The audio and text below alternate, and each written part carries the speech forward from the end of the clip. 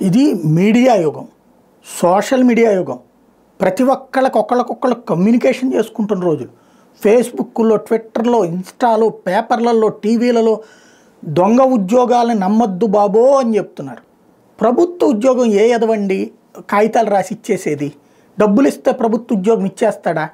నువ్వు ఎగ్జామ్స్ రాయాలా, రకరకాలన్నీ పూర్తయ్యాక ఇంటర్వ్యూకి వెళ్ళిన తర్వాత ఆ ఇంటర్వ్యూలో సెలెక్ట్ అయిన తర్వాత ఎవడో డబ్బులు అడిగాడు అంటే మేబీ అప్పుడు ఒక మాట అనుకున్న అర్థం ఉంటుంది.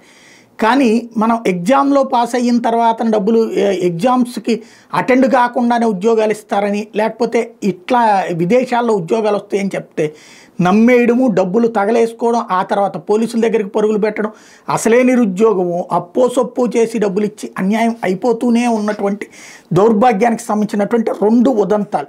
ఒకటి, గుంటూరు దగ్గర ఉన్నటువంటి ప్రాంతీయ వైద్య ఆరోగ్య సంచాలకుల పేరుతో స్టాఫ్ నర్స్గా ఎంపికైనట్టు వచ్చినటువంటి ఒక ఫేక్ ఆర్డర్. 42 మంది స్టాఫ్ నర్సుల పోస్టుల భర్తీకి ఆర్డీ కార్యాలయం ఇటీవల ఉద్యోగ ప్రకటన విడుదల చేస్తే ఈ నెల 18వ తేదీతో గడువు ముగిసింది.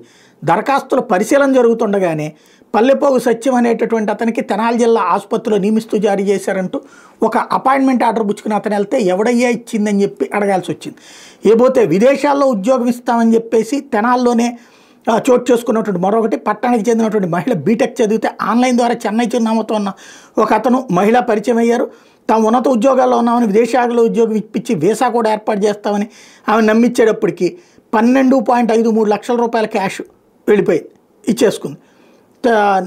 నెలలు గడిచినా కూడా ఉద్యోగం రాలేదు. ఈలోపు ఆమె అందరికీ చెప్పేసుకుంది నేను అమెరికా వెళ్ళిపోతున్నాను, బ్రిటన్ వెళ్ళిపోతున్నాను అన్నటువంటి. ఇట్లాగా ఇప్పటికీ కూడా నమ్మేవాడు ఉన్నంత వరకు మోసం చేసేవాడు ఉంటానే ఉంటాడు.